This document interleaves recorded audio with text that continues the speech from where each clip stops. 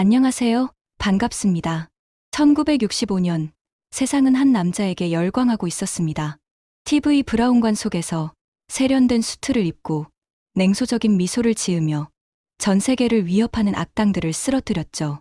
그의 이름 로버트 본. 그는 제임스 본드와 어깨를 나란히 한 60년대 최고의 스파이 아이콘이었습니다. 사람들은 그의 모든 것을 사랑했습니다. 스타일, 유머, 그의 쿨함까지도 말이죠. 하지만 만약 이 모든 것이 진짜 모습을 감추기 위한 완벽한 가면이었다면 믿으시겠습니까? 화려한 스포트라이트가 꺼진 깊은 밤. 이 남자는 TV 속 스파이가 아닌 전혀 다른 사람이 되었습니다. 그의 손에 들린 것은 총이 아니었습니다. 바로 펜이었죠. 그는 할리우드라는 거대한 제국이 필사적으로 숨기려 했던 가장 어둡고 가장 추악한 비밀을 파헤치고 있었습니다. 오늘 우리는 단순히 한 시대를 풍미한 스타의 이야기가 아닌 거대한 권력에 맞서 자신의 신념을 증명하려 했던 한 사람의 처절한 기록을 따라가 보려고 합니다.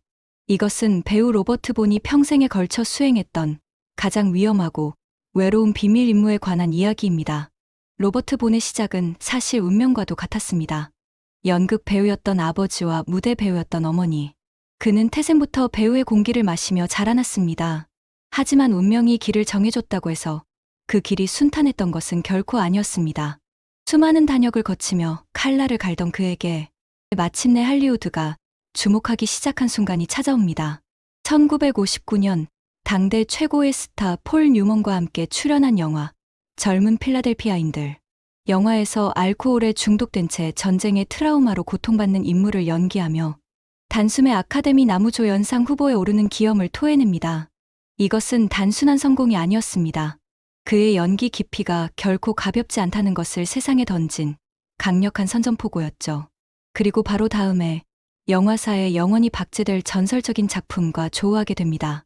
바로 존 스터지스 감독의 황야의 7인이었습니다.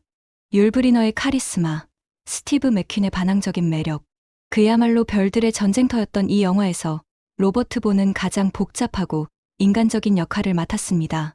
영화 속에서 다른 영웅들이 용맹하게 싸울 때 그는 숨고 도망치고 절망했습니다. 하지만 마지막 순간 모든 두려움을 이겨내고 동료들을 위해 총을 들며 장렬한 최후를 맞이합니다. 관객들은 단순한 액션이 아닌 한 인간의 구원과 비극을 동시에 목격했습니다.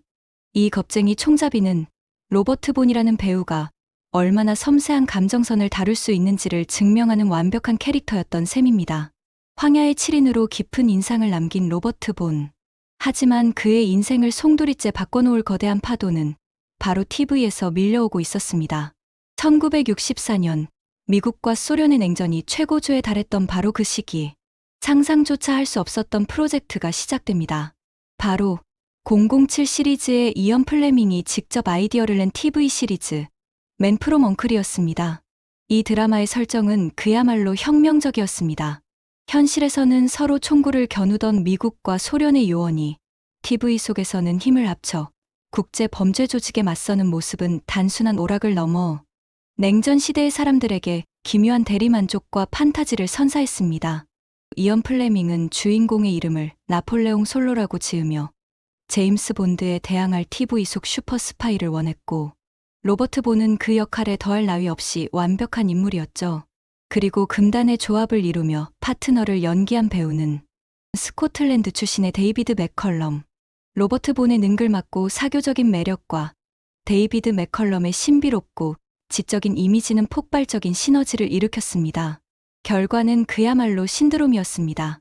맨 프롬 엉클은 전 세계 60여 개국에 수출되었고, 로버트 본은 하룻밤 사이에 국제적인 스타로 떠올랐습니다. 매주 그의 집 앞에는 수천 통의 팬레터가 배달되었고, 그가 나타나는 곳마다 여성 팬들의 비명소리가 끊이지 않았죠. 그의 인기는 당대 최고의 아이돌, 비틀즈에 비교될 정도였습니다. 로버트 본은 60년대 쿨함의 정이라는 그 자체가 되어버린 것입니다. 세상은 그를 나폴레옹 솔로라고 불렀습니다. 하지만 그 이름 뒤에 숨겨진 로버트 본의 진짜 모습은 상상조차 할 수 없는 곳에 있었습니다. 인기의 최정점에서 누구도 몰래 자신만의 비밀 임무를 시작합니다. 바로 서던 캘리포니아 대학교의 커뮤니케이션학 박사 과정에 입학한 것이었죠. 톱스타가 박사 공부를 한다. 하지만 단순한 자기계발이나 명예학위가 아니었습니다. 그는 촬영이 없는 밤이면 어김없이 책상에 앉아 수백 페이지의 논문과 자료들을 파고들었습니다. 동료 배우들이 파티와 스캔들을 즐길 때 고독한 학자의 길을 걸었습니다. 대체 무엇이 이 모든 것을 가진 남자를 그토록 치열한 공부의 세계로 이끌었던 것일까요? 그것은 할리우드 역사상 가장 끔찍하고 모두가 언급하길 거리며 금기로 치부했던 바로 할리우드 블랙리스트였습니다. 이 블랙리스트는 이름 그대로 살생부였습니다. 1940년대 후반부터 50년대까지 미국을 휩쓴 메카시즘 광풍 속에서 수많은 영화인들이 공산주의자 또는 동조자라는 낙인이 찍힌 채 업계에서 무자비하게 추방당했던 사건이었죠. 동료가 동료를 고발하고 우정이 배신으로 얼룩졌던 할리우드의 가장 깊은 상처이자 트라우마였습니다. 이 끔찍한 마녀 사냥을 주도한 것은 미아원 반미활동위원회였습니다. 이들은 영화인들을 청문회로 불러내 당신은 공산당원인가? 그리고 당신이 아는 다른 공산당원의 이름을 대라고 강요했습니다. 여기에 협조하지 않으면 인류의 모독죄라는 족쇄를 채워 감옥으로 보냈고 그 명단을 언론에 흘려 사회적으로 매장시켰습니다. 여기에 기름을 부은 것은 바로 할리우드입니다. MGM, 워너브라더스 같은 거대 영화사 대표들은 성명을 발표하며 반미활동위원회에 비협조적인 인물들을 고용하지 않겠다고 선언해버립니다. 정부가 판을 깔자 영화사들이 직접 칼을 휘두르기 시작한 것입니다. 그 칼날에 쓰러져간 천재들은 셀 수 없이 많았습니다. 청문회 증언을 거부한 10명의 영화인은 모두 감옥에 갔습니다. 그중 한 명인 달튼 트럼보는 영화 로마의 휴일의 각본을 쓴 천재 작가였지만 블랙리스트에 오른 후에는 가명으로 활동해야만 했습니다. 심지어 다른 사람의 이름으로 아카데미 각본상을 2번이나 받는 웃지 못할 비극의 주인공이 되기도 했죠.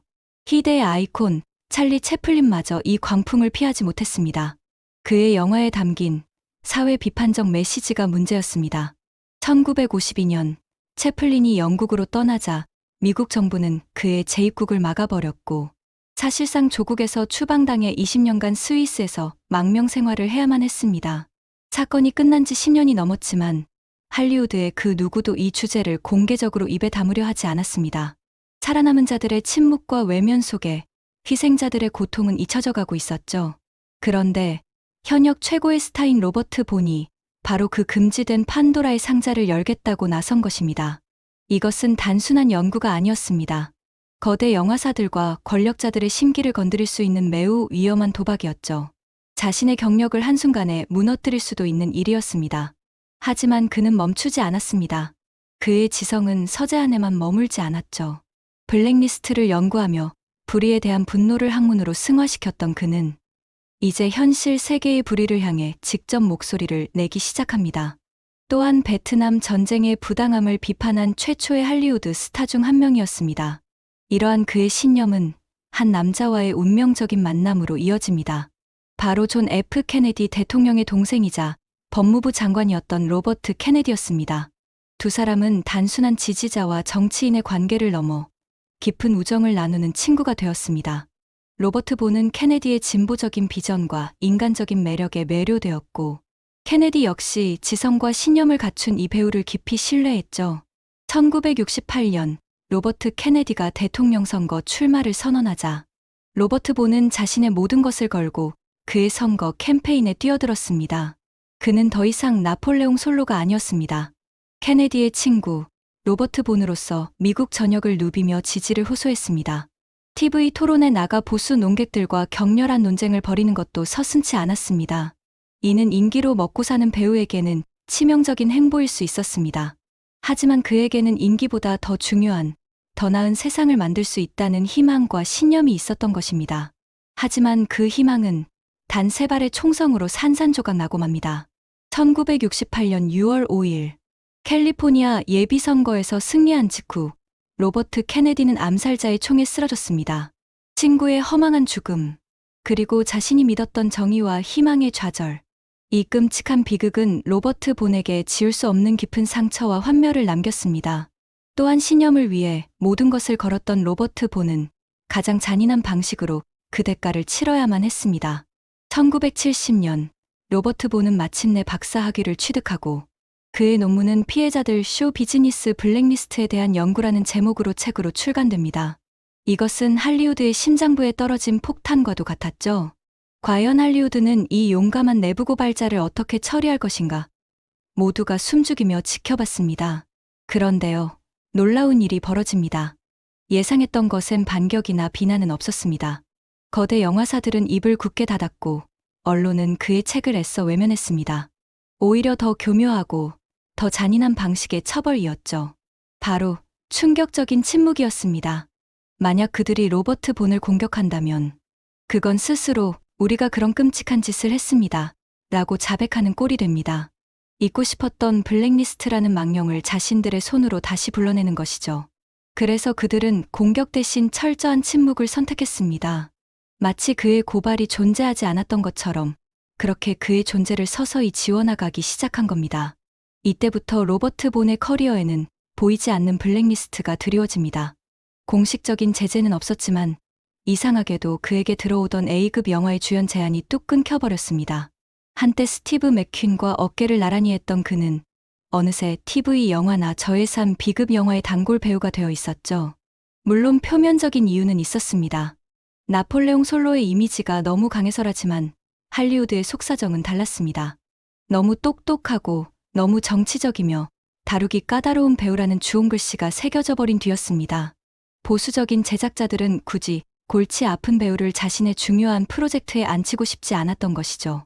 이것이 바로 이름만 없을 뿐 20년 전 블랙리스트와 똑같은 방식으로 작동하는 조용한 배제였습니다. 친구를 잃은 정치적 환멸감, 그리고 자신의 신념 때문에 서서히 잠식당하는 커리어. 로버트 본은 그렇게 화려했던 스파이의 시대와 작별하고 기나긴 암흑 속으로 걸어 들어가야만 했습니다. 자신의 고발이 희생자들의 명예를 회복시키는데 성공했지만 정작 자기 자신은 그 대가로 또 다른 형태의 희생자가 되어가고 있었던 것입니다. 그 후 로버트 본의 삶은 어떻게 되었을까요? 수많은 B급 영화와 TV 시리즈의 단역을 전전하며 대중의 기억 속에서 서서히 잊혀가는 듯 보였습니다. 하지만 그는 결코 스크린을 떠나지 않았습니다. 실패와 좌절 속에서도 묵묵히 배우라는 자신의 길을 걸었습니다. 그리고 2004년 72세의 나이에 영국 BBC 드라마 허슬을 통해 기적처럼 부활합니다. 그가 연기한 역할은 젊은 사기꾼들을 이끄는 지혜롭고 품격을 더한 완벽한 캐릭터였습니다. 마치 40년 전 나폴레옹 솔로가 세월의 깊이로 돌아온 듯한 모습이었습니다. 이 역할로 다시 한번 전 세계적인 사랑을 받으며 60년에 걸친 연기 인생의 화려한 피날레를 장식합니다. 드라마 허슬은 2012년 시즌8을 끝으로 종영될 때까지 거의 10년 가까이 그의 대표작으로 남았습니다. 2008년 한창 허슬로 인기를 끌던 시기에 자서전 운 좋은 삶을 출간했습니다. 책의 제목처럼 자신의 삶을 운이 좋았다고 정의하며 긍정적인 태도를 보여주었습니다. 로버트 본은 급성 백혈병으로 투병하다 2016년 11월 11일 83세의 나이로 가족들이 지켜보는 가운데 평화롭게 눈을 감았습니다. 우리는 로버트 본을 어떻게 기억해야 할까요? 그는 화려한 가면 뒤에서 시대의 비극을 파헤쳤던 학자였고 모든 것을 잃을 각오로 불의에 맞섰던 활동가였습니다. 그리고 수많은 좌절 속에서도 끝까지 자신의 자리를 지켜낸 진정한 프로페셔널이었죠. 스크린 속 스파이보다 더 드라마틱하고 더 용감했던 삶. 총 대신 펜을 들고 인기 대신 신념을 선택했던 남자 로버트 본. 그의 이름은 이제 할리우드가 낳은 가장 지적인 영웅으로 영원히 기억될 것입니다. 시청해주셔서 감사합니다.